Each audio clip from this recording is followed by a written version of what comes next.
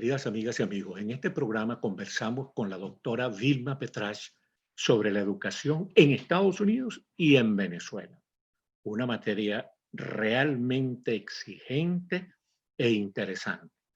Bueno, y a los que les guste este tipo de programas, por favor, le pedimos suscribirse a nuestro canal.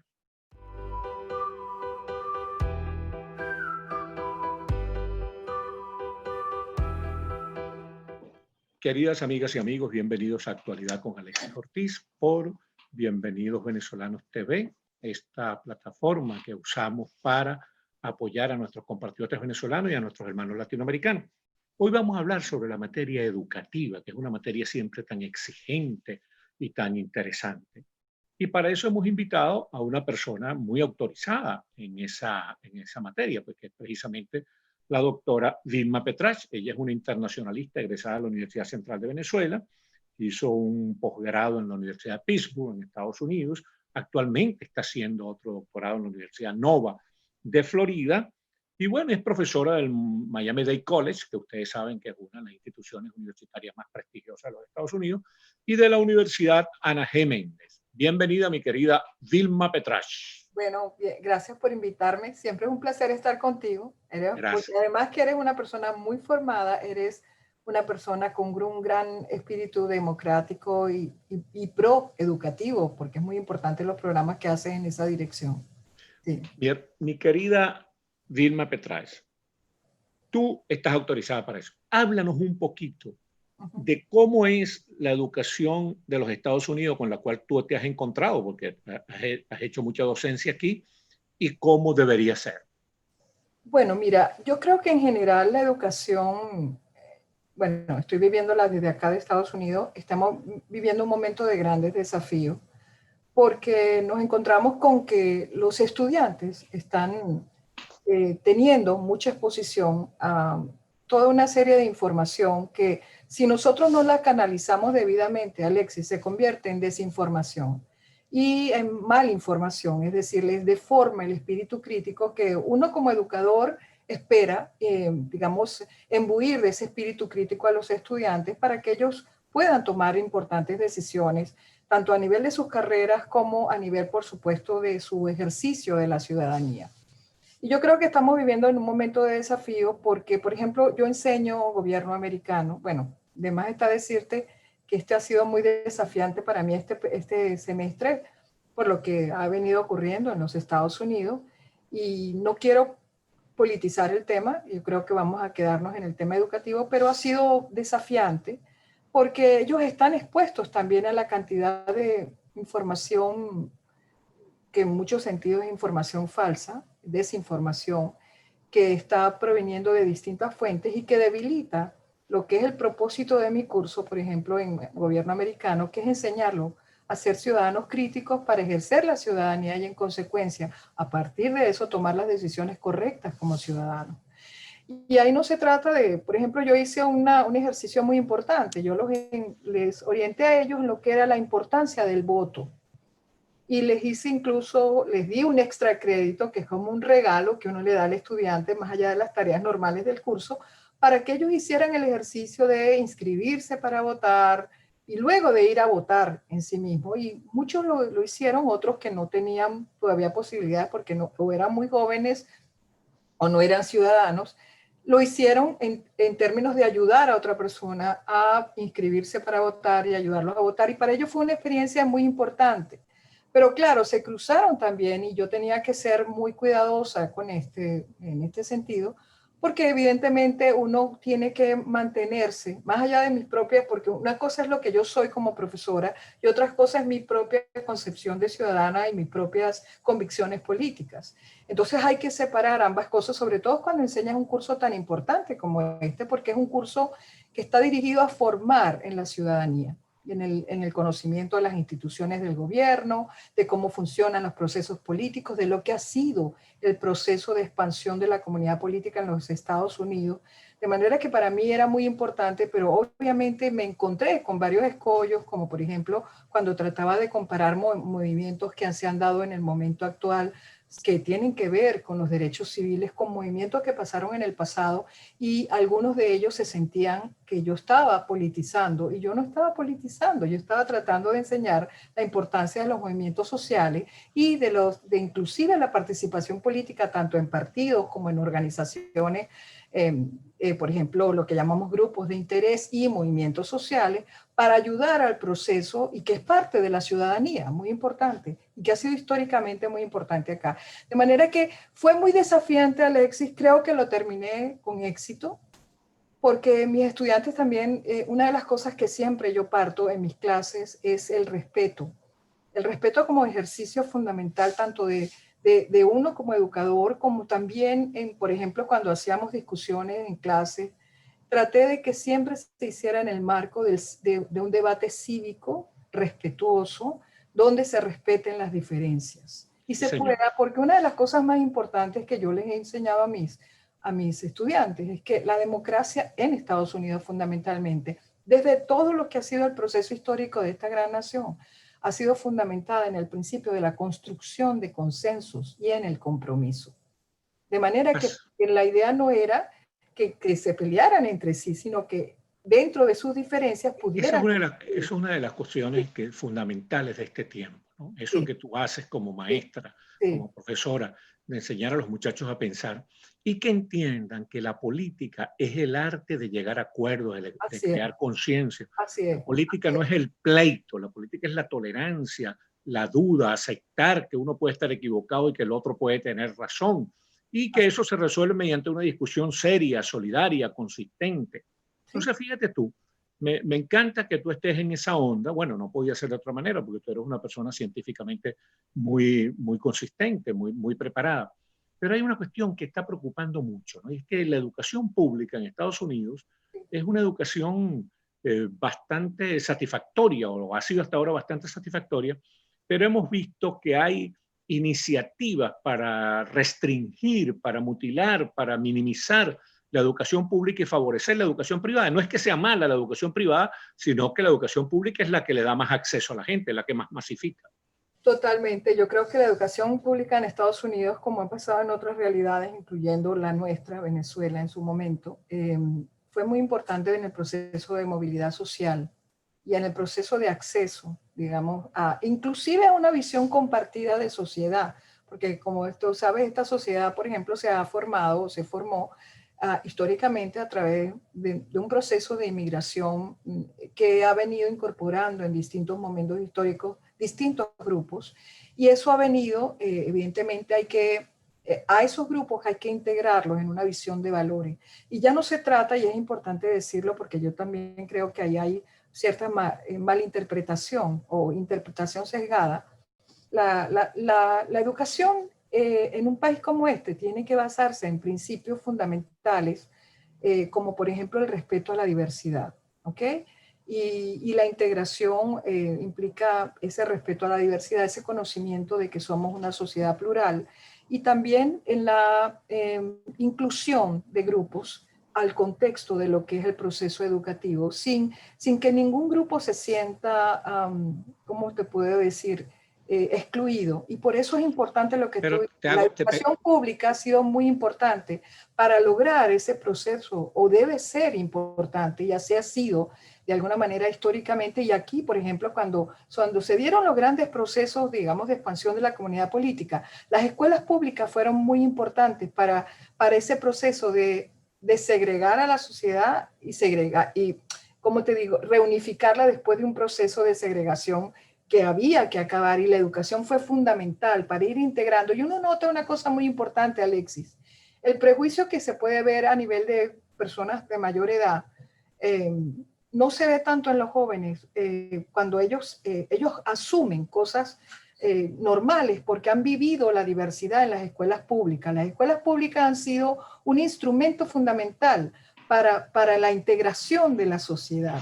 De manera ahora que... fíjate tú, Vilma, que es muy importante, ¿no?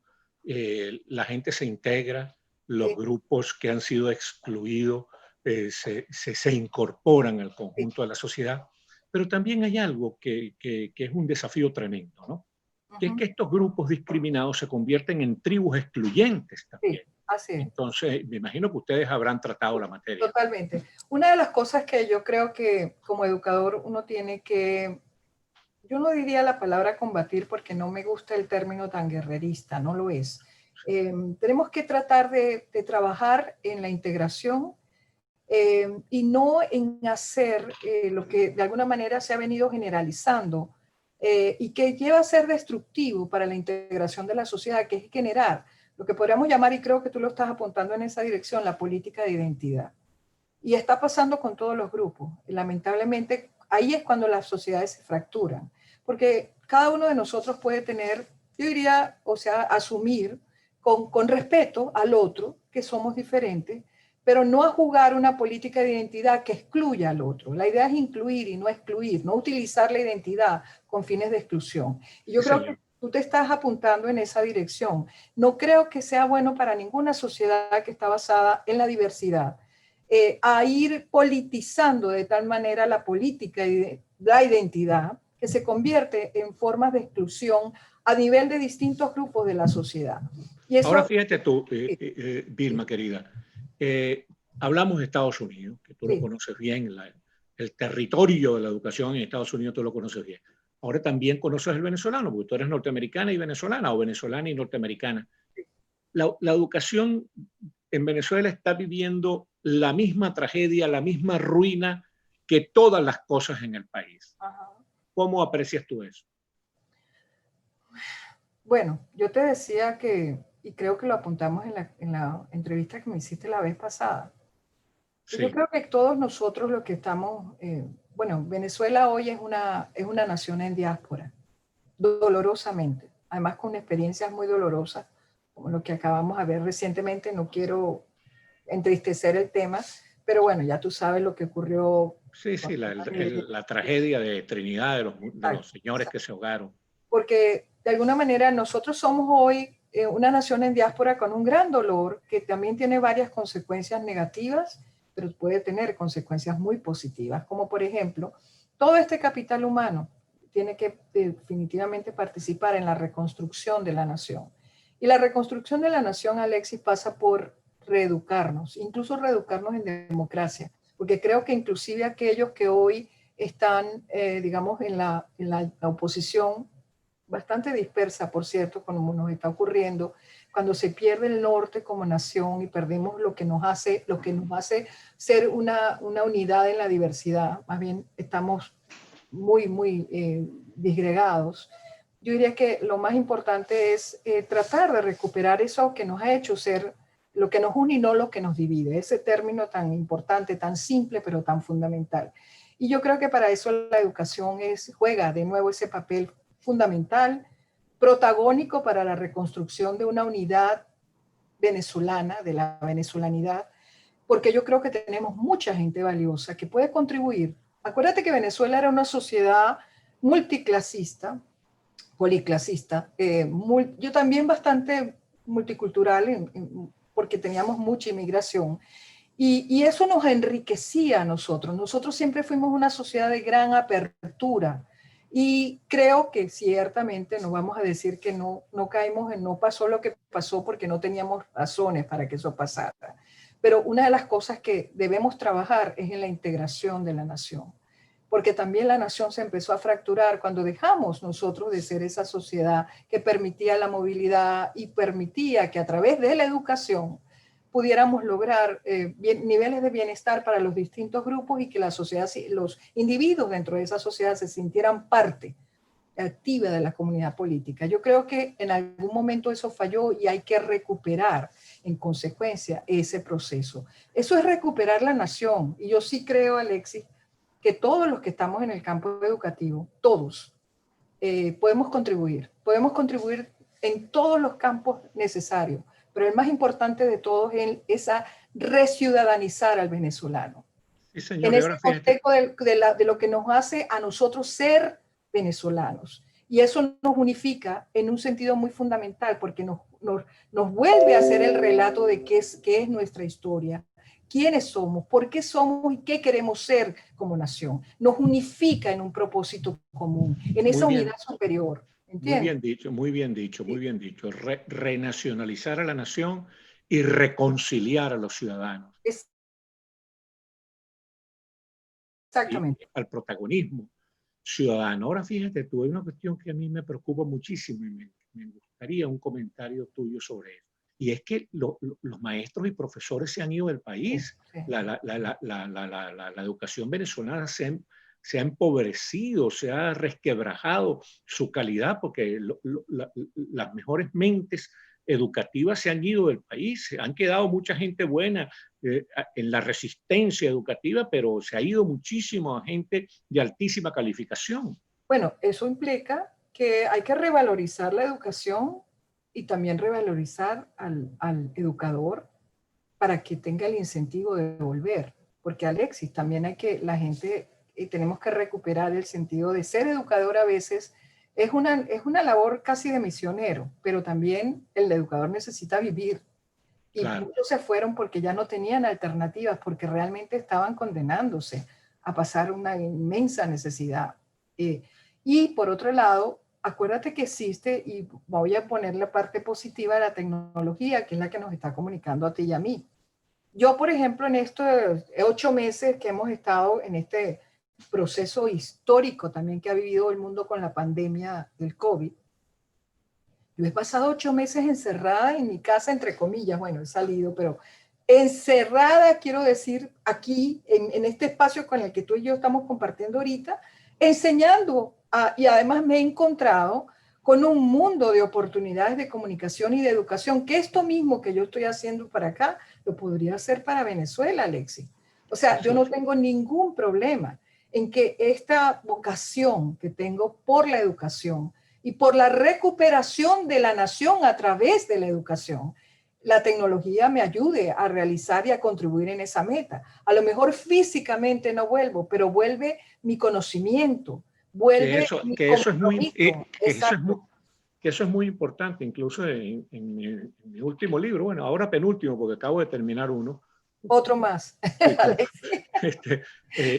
Planteo eso, la necesidad de que la gente entienda que no se trata solamente de volver físicamente, es chévere volver físicamente, se trata de reconectarse con el país, no abandonarlo, prestarle uno su colaboración donde quiera que esté.